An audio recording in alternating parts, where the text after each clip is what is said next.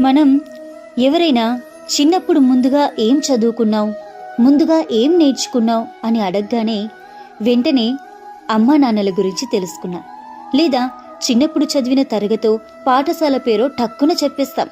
కానీ కాదు, మనం పుట్టగానే మన పెద్దవాళ్ళు మన చెవిలో ముందుగా చెప్పేది శ్రీరామరక్ష. మనల్ని ఊయలలో వేసినప్పుడు రామలాలి మేఘ శ్యామలాలి అంటూ రామపాట పాడతారు.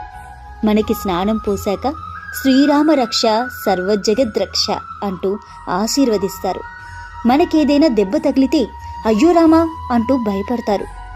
మనకు ఆరోగ్యం బాగలేకపోతే శ్రీరామ రక్షించవయ్యా అంటూ మనసులో వేడుకుంటారు.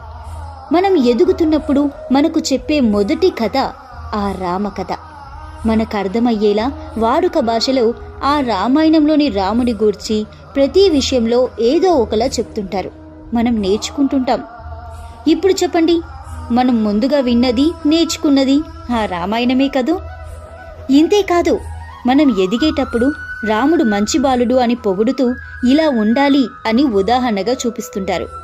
ఓ తల్లిదండ్రులు తమ కొడుకులో రాముడిని చూసుకుంటుంటారు. ఓ నానమ్మనో అమ్మమ్మనో లేక తాతనో వాళ్ళ మనవడికి రాముడిలా ఉండాలి అని నేర్పుతుంటారు.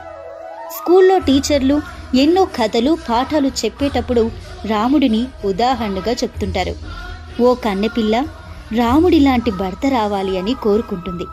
ఓ భార్య తన భర్త రాముడిలా ఏకపత్నీవ్రతుడు కావాలి అని అనుకుంటుంది. ఇదే కాదండోయ్, మన ఇంటి అవతలి గోడలపై శ్రీరామ రక్ష అంటూ ఆ రామమంత్రం ఉంటుంది. కష్టం వచ్చినప్పుడు కష్టం గట్టెక్కే ఆ తారక మంత్రం ఆ శ్రీరామ మంత్రం.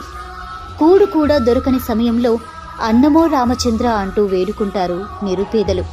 ఏదో ఒక విషయంలో, ఏదో ఒక పనిలో, ఏదైనా ప్రస్తావనలో, ఇలా ఏదో ఒక విధంగా నిత్యం ఆ రాముణ్ణి తలుచుకుంటుంటాం. అవును మరి, రాముడు సర్వజగద్రక్షుడు. రామబాణం తిరుగులేనిది. రామరాజ్యం సుఖ సంతోషాలకు నిలయం. రామ పాలన ఎంతో ఆదర్శవంతమైనది. సీతారాములు ఆదర్శ దంపతులు.